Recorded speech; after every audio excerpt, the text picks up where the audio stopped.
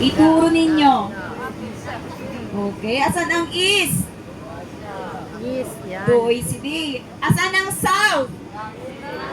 Na-OECD na. Okay, asan ang north?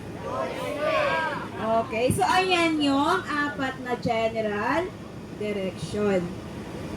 Our sky is divided by the meridian line into two equal parts. So, ayan po.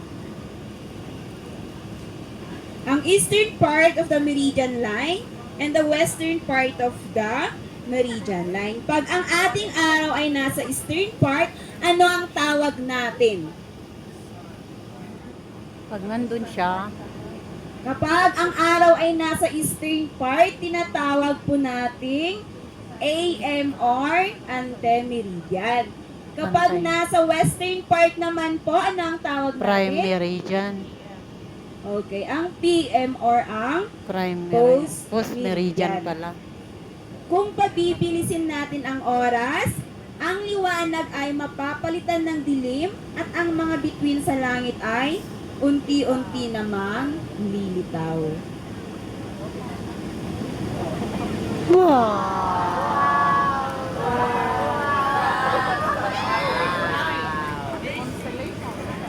Ang mga stars sa langit ay nakikita nating gumagalaw mula eastern part papuntang western part ng ating sky. I-observe nga ninyo kung from eastern siya talaga.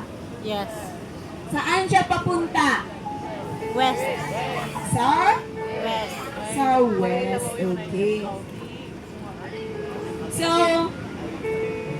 ilang stars kaya ang kayang makita ng ating mga mata sa gabi?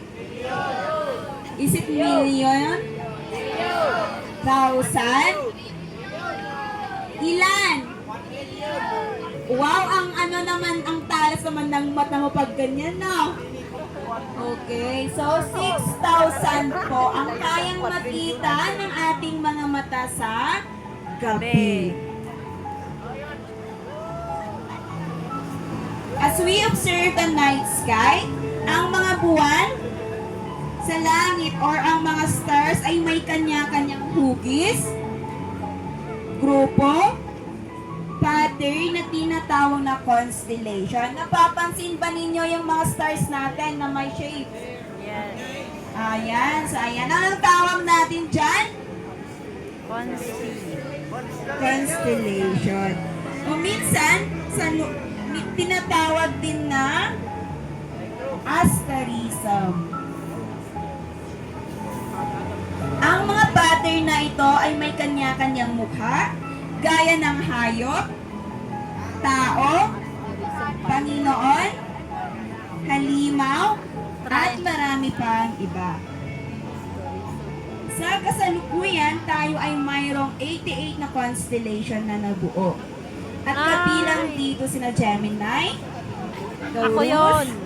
Ako yon. Aries, Scorpius, Capricornus, Libra, Virgo, Leo, Cancer, Pisces, Sagittarius, Aquarius, na mas kilala sa tawag na zodiacal constellation or zodiac sign, na dumadaan sa parehong daanan ng araw sa ating sky na tinatawag na ecliptic.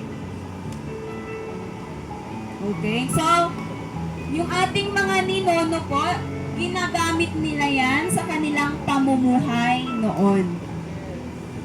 Okay, so hanapin nga natin si Gemini. Gemini is... Hindi mo siya makita. Nandun. Nagtago na siya. Okay. So, andyan na po si Gemini, yung dalawang bata na nakakulay green. Kapag nakita po ng mga magsasaka sina Gemini sa gabi, ibig sabihin po nito ay Ayan. nalalapit na ang tag-ulan. Pag nakita ito, nalalapit. At ang Big Dipper na mukhang tabo na nakaturo sa north para malaman din po magsasaka ang kanilang daan pabalik. Nakaturo sa north palagi.